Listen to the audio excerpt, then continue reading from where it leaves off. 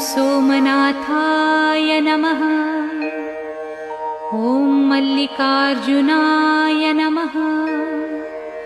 ॐ महाकालेश्वराय नमः। ॐ ओंकारेश्वराय नमः।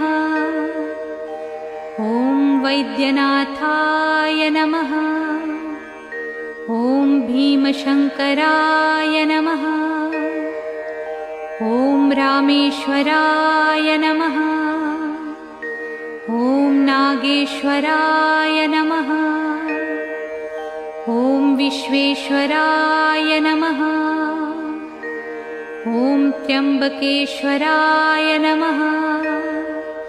ॐ केदारेश्वराय नमः। ॐ भुस्मेश्वराय नमः।